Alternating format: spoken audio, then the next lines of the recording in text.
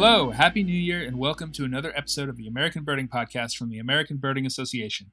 I'm Nate Swick, editor of the ABA blog, and your host here, and I hope that your 2017 year list is off to a great start. Mine definitely is not. I've been out a couple times in my home county picking up the common stuff, but it's been a slow start for sure. The weather certainly has not been helping around here.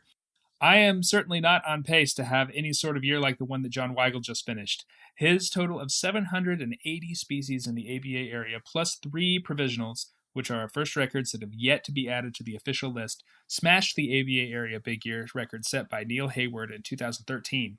And if that wasn't enough, 3 more birders broke that record this year. Olaf Danielson ended the year at 776 plus 2. Laura Keene ended the year at 759 plus 3, and Christian Hagenlocker at 750 plus 2. All exceptional totals in what turned out to be an exceptional year. So congratulations to those birders. I think I can speak for a lot of people in the US, Canada, and the world when I say that it was really fun to follow along with all 4 of you this year.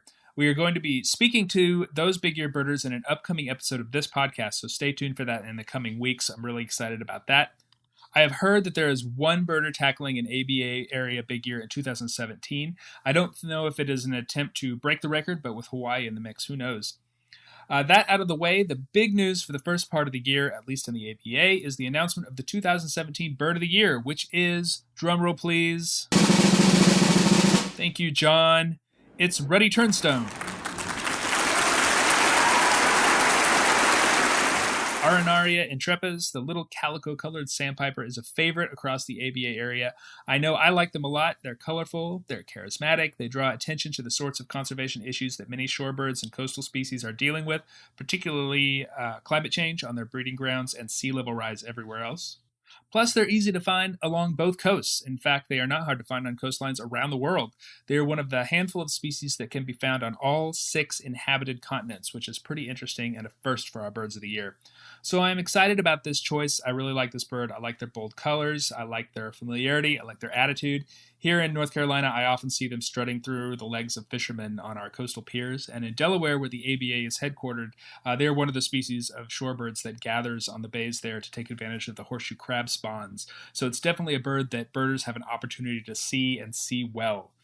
They have a really close relationship with us, which makes them really appealing as a bird of the year and a way to get people into birds and birding. We also have an amazing 2017 Bird of the Year artist in Sophie Webb. I'll be talking with her about Ruddy Turnstones and her work in the middle segment of this episode. And in the commentary, which we still need a name for, by the way, I share a cool Ruddy Turnstone experience that I had at the last part of last year. So stick with us. We'll get to that right after the Rare Bird Alert, which is coming up next.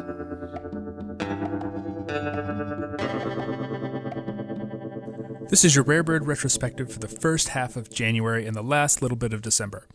Easily the most exciting find of this period was a black kite photographed on St. Paul Island in the Pribilofs, Alaska. This represents a first ABA continental record, and incidentally, a first record of the use of the term ABA continental, which is the name we're giving to the region that represents the ABA area prior to including Hawaii. Hawaii actually has 3 previous records of this species, but black kite has shown a tendency to wander into the New World in the past. There are also records of black kite from a number of islands in the Caribbean, and one unidentified Eurasian kite species from Newfoundland that was not identifiable and would have been either black or red kite. We've had a few firsts in the ABA area since we last checked in, including a Lucy's warbler in eastern Virginia. There's only one other record of the species on the East Coast in Massachusetts and only a couple more from Louisiana in the entire eastern half of the continent, so definitely a significant record there. There were 2 red-flanked bluetails in the ABA area in the last days of 2016, one in Idaho where it was a first record for that state, and another in British Columbia, so birders could chase them based on whether they wanted to pass through a border crossing, which is actually sort of convenient. And British Columbia also had an amazing record of purple sandpiper near Victoria. This is the second extraliminal purple sandpiper in the last month following one in Colorado, and only the second record for the Pacific coast. Staying out west, a Eurasian kestrel was present for one day in Humboldt County, California. This was the second record for the state. There are only a few records from the lower 48 of this old world falcon. This was the latest in a string of continental and local rarities for Humboldt County, which includes a continuing common pochard, great gray owl, and tufted duck. Other firsts include kelp gull in Newfoundland at the gulling mecca that is the St. John's Harbor. This is the furthest north record of the southern hemisphere species. And the District of Columbia also had its first record of black-throated gray warbler, coming after records of that western species in Maryland and Virginia late last year. That only scratches the surface of notable vagrants in the last couple weeks. For a more complete look at the entire ABA area, be sure to check out the Rare Bird Alert published at the ABA blog at blog.aba.org every Friday morning. And for day-to-day updates on all noteworthy birds, head to the ABA's Rare Bird Alert Facebook group. You can find that at facebook.com/groups/ABA-rare. This episode of the American Birding Podcast is brought to you by Naturalist Journeys, carefully crafting birding and wildlife tours since 1998. For more information, go to www.naturalistjourneys.com. My guest this week is Sophie Webb, artist, scientist, and author. You probably know of her from her work on a number of different bird guides, including the Guide to Mexico and Northern Central America and Birds of Peru, as well as her own series of children's books. She's also our 2017 Bird of the Year artist, and her painting of Ruddy Turnstones on a California beach is featured on the cover of the upcoming February issue of Birding Magazine. Thanks for taking the time to join me today, Sophie. Oh, it's my pleasure. Our 2017 Bird of the Year is Ruddy Turnstone, and it's really a striking bird, particularly in comparison with other shorebirds. And I think that your cover art really shows that off to a wonderful effect. Is there a particular experience or experiences that you've had with Ruddy Turnstones that inform this painting? Well, in the mid-90s, I worked in Alaska on a shorebird project, and I really loved the Ruddy Turnstones. They would breed way out on the edge of the tundra in really, really incredibly barren habitat. And they could, and obviously they did that so that they could see for a long distance. I just remember them being incredibly, not aggressive, but very kind of full of themselves. And as soon as they would see a Jaeger come within probably 500 meters or something of their nest site, they would fly off of it and chase them, and were a lot of fun to watch. And so I really remember that, and also of course remember how fantastic those adult males looked up there, and they're in their full breeding plumage. And the other thing I like about Ruddy Turnstones is you kind of can see them just about everywhere. I think of seeing them on both coasts, and the painting that I did, I think it could, it's because I live in California, it's sort of set in California, but I grew up on the East Coast, so I sort of could also be on parts of the East Coast. Mm-hmm. I saw them in the Galapagos when I worked there many, many years ago, and seen them in Chile. So part of the painting was to have them kind of in a setting that could be maybe a lot of different places. Yeah, absolutely. I live on the East Coast, and so, I see them every time I go to the shore in North Carolina, and they're so they're very common, but they're the sort of bird that you always sort of linger on. How do you work? Can you walk us through the process that sees you with an idea of this Ruddy Turnstone painting and ends with the cover art that you've created here?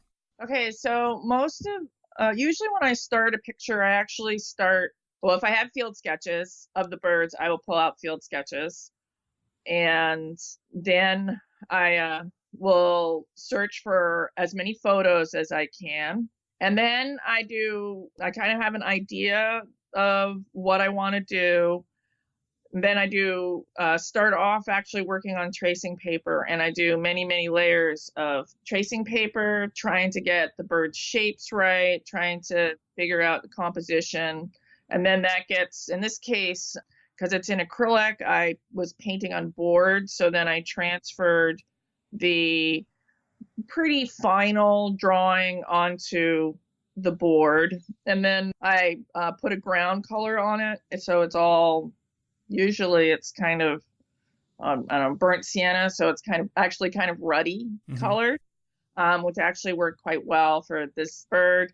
And then once it's transferred, then I just really slowly work it up. I've found that for me, I really enjoy working in acrylics for longer paintings because I like the whole process of slowly building up the paint. Right. just sort of it just suits me a little bit better than working in watercolors at the moment. It's Right. sort of, my art is just sort of shifting a little bit from what I used to do. So.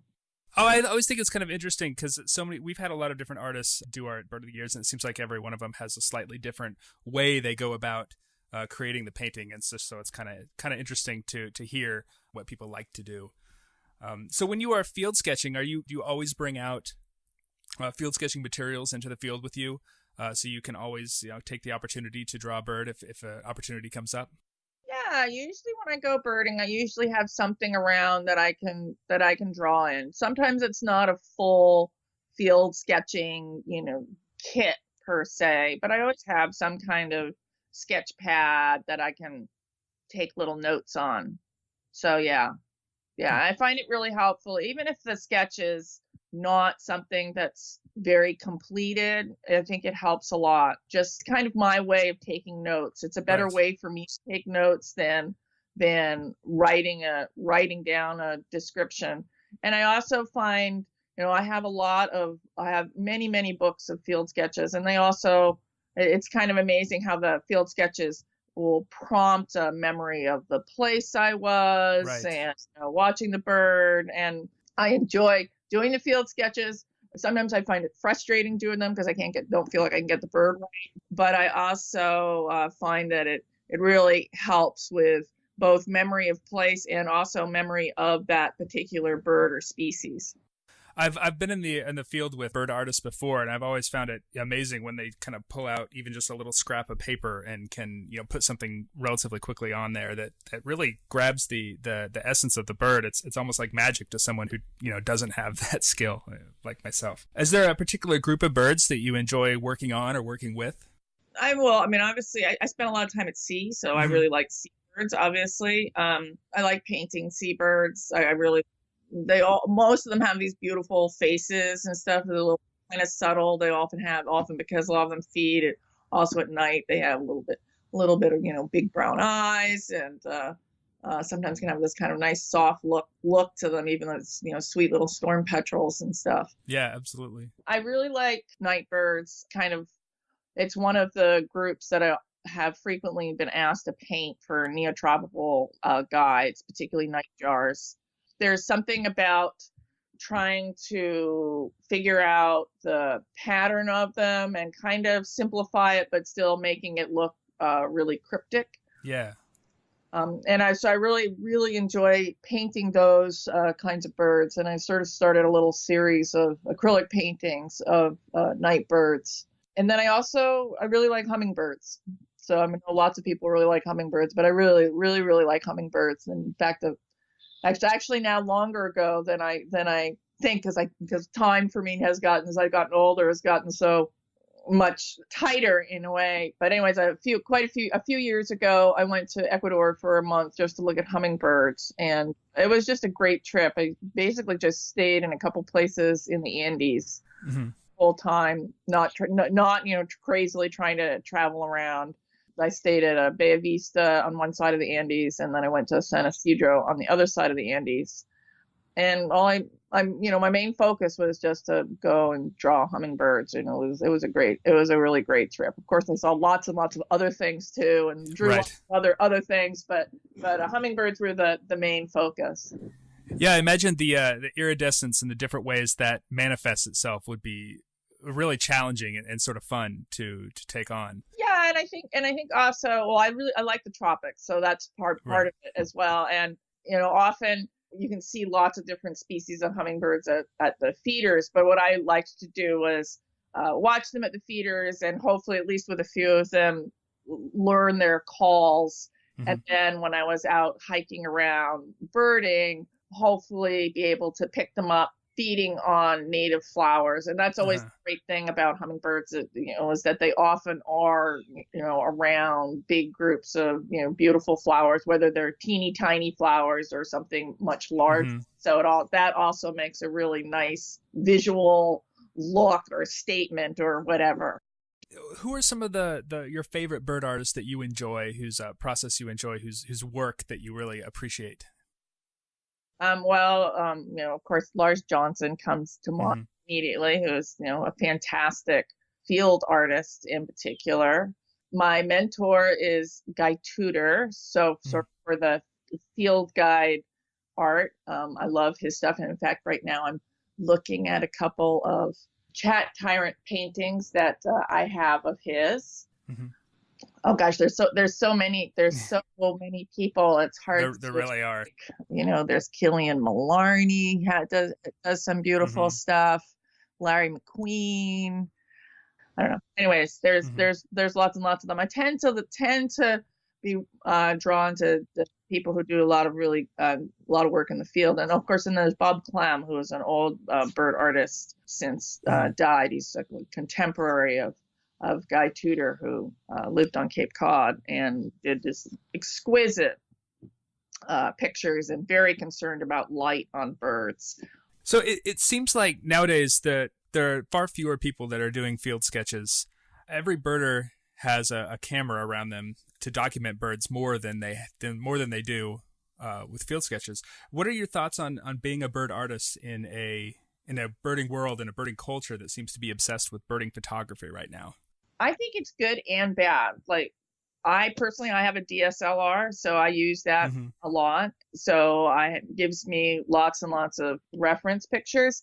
I do find that when I'm photographing that I tend not to look at the birds the same way even than I would do if I'm just trying to identify them with binoculars. I think there's a little tendency to get a little bit lazy about identifying things. So you can just go back and look at it in your photo, right? Right. And, the photography's been great for things like a few years ago, I was working on a book on the birds of the Brazilian Amazon, and there's a rare subspecies of pygmy nightjar. It's really dark. I think there's only one or two specimens of it, and I'm not sure one of them. It's either in Brazil or it's in Chicago. But anyways, it was, just one specimen, and it wasn't someplace that I would go to. And because it's one specimen, no one's going to loan it to me. Right. So I was able to go online to one of the websites, the Brazilian website, and I think it's Wiki Aves. And I found like half a dozen photos of this little all dark pygmy nightjar that I could use for reference. And they were nice photos, they weren't just like little blurry photos. And so that's one of the great advantages of digital cameras, is that because they are affordable, so many people can have them. Yeah. That we get these photos of birds that 30 years ago you would never been able to get. You never would have had photos of them. Yeah, absolutely. So that part of it's great. I think part of it, though, I mean, for me, I think sometimes it has made me sometimes a little bit lazier about going out and field sketching, or doing long field sketches. And really for an artist, sometimes I think everybody works differently, but I think for a lot of people, there's just something about just being out and sitting and watching a bird for a long time and trying to put it down on paper. Maybe you could do the same thing from really good video, in your house. Because I think there's a couple of artists that work that way. Yeah, that's certainly. I think Ian Lewington does a lot of that. Yeah, it's certainly been easier to get good video too. It's right. Been amazing. Exactly. So that's also another way of doing. I would just rather not spend my time sitting inside looking at a video. It'd be nicer to be outside. But sometimes you don't have that. You don't have that luxury to spend all that time in a place. It seems like the skill of bird field sketching at the very least used to be a sort of thing that everyone could do a little bit, right? And maybe they still can, but people reach for their cameras first now, right? And I'm certainly guilty of that too. I've done field sketches for rare birds that I've seen, but now I carry my camera everywhere, and I just take a few shots, and I usually can get something passable, right, for documentary purposes, right? So. Right. It used to be that in Britain, every birder had their little sketch out, and was drawing. And I don't think it's the same thing now. The ABA's Young Birder of the Year contest has a illustration module every year that a lot of young birders who take advantage of it. Would you have any advice to young birders who are looking to put together a nice sketch of a bird to submit to that contest? You've been a judge for that before in the past, haven't you? Yeah, I've been a judge for it for quite a few years, and Yeah, that's what I thought. That's my task today, is to finish up that judging.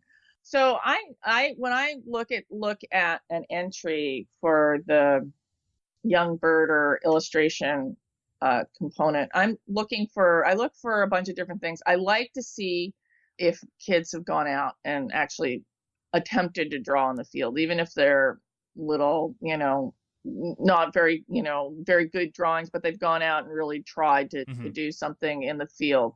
And it's interesting. There's a couple of things that happen with them. There's some of the kids, a couple of kids who are really, really talented, but they don't put in very much effort. And then they're the ones who are really, really desperately want to be, a good bird artist, and they put in a ton of effort, but don't have quite as much talent. But I sort of feel that some of those, because they're so enthusiastic, they're going to keep on pursuing it, and they'll get better and better, because it's basically all about practice. Right. Putting together a painting is just try not to rush through it. I think most of the paintings that I do that end up working out the best are ones that I slow down on. There are those pictures that kind of paint themselves, but they still tend to be ones that I'm not trying to hurry to get through. Kind of take my time about it, which is always hard because, time is another commodity that we all limiting factor. So everybody's so busy. Once again, my guest has been artist Sophie Webb. You can find her work at her website, sophiewebb.com. We'll put the link in the show info here. And her 2017 Bird of the Year artwork will be on the cover of the upcoming February issue of Birding Magazine. It's a really beautiful piece, so keep your eye on your mailboxes for that. Sophie, thanks so much for talking with me today. You're very welcome.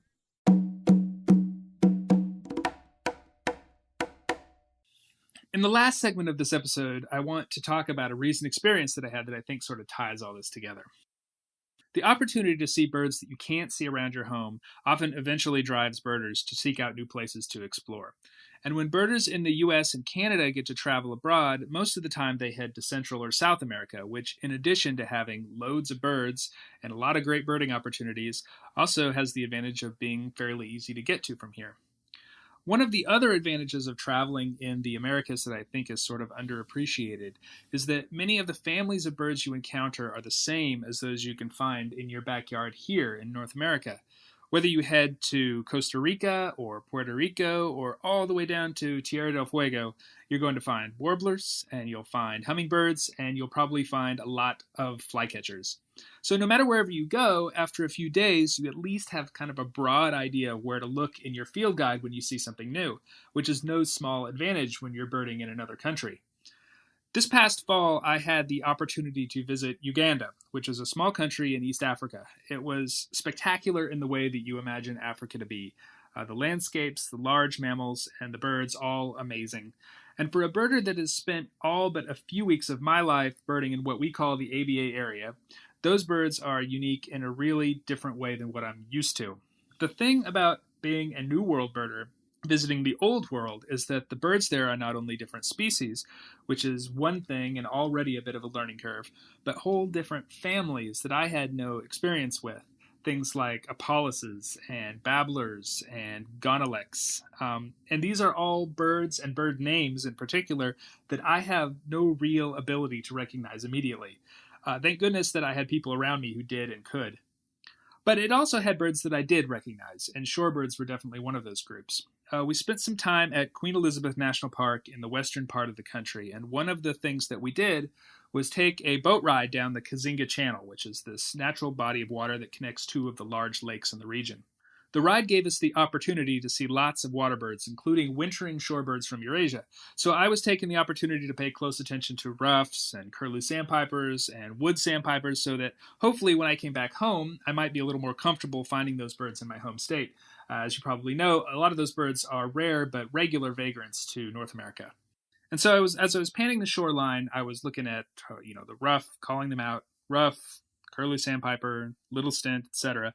And as I was heading down, I saw a Ruddy Turnstone, which was pretty unexpected. And when I called it out, I think my surprise was pretty apparent to the people that were sitting around me. I've seen Ruddy Turnstones many, many times, as I suspect a lot of you have too. But it was pretty weird to see a bird that I associate with the beaches of North Carolina running among the legs of African buffalo and doing its little turnstone thing next to loafing hippopotamuses. It turns out that Ruddy Turnstone is a pretty good bird for Uganda too, so our local guides were actually excited about it, which was really neat. I ended up that trip with something around 450 species, of which all but a few dozen were new for me. It's the thing about going to a new continent for the first time. Everything is new. And there was even a small number of species that I saw on this trip that I can say that I've seen in my home state too. Fewer than 10 out of those 450 by my count. But one of them, and easily the most exciting find of all those new birds, was Ruddy Turnstone. Ruddy Turnstone is one of those birds that is definitely hard to miss, and I'm sure that a lot of you out there have an experience with Ruddy Turnstones or some thoughts about Ruddy Turnstone that you might be willing to share with us. So I hope that you will find us on Facebook or Twitter. You can also email me at podcast@aba.org and share your Ruddy Turnstone stories with us. I would love to be able to collect a number of them and read them on a future episode of this podcast, with your permission, of course. I know for some birders, Ruddy Turnstone has been a spark bird. I know for others, it's been sort of a realization that shorebirds aren't really all that bad and are actually kind of fun. Or like me, it's a surprising addition to a trip when you absolutely did not expect to see one. So please send those stories on. I would love to see them. Thanks for listening. The American Birding Podcast is brought to you by the American Birding Association. We are a membership organization, so if you are interested in joining the 15,000 birders in North America and beyond who are members of the ABA, please check us out at www.aba.org/join. President of the ABA and executive producer of this podcast is Jeffrey Gordon. Technical production is by John Lowry with help from Greg Neese and David Hartley. John's band, The Hangabouts, also did all the music. You can find us on social media on Facebook and Twitter. On the latter, we are at ABA, not to be confused with the American Bar Association or the American Booksellers Association. You can also reach me if you have questions or comments about the show at podcast@aba.org. I'm Nate Swick, and we'll see you next time.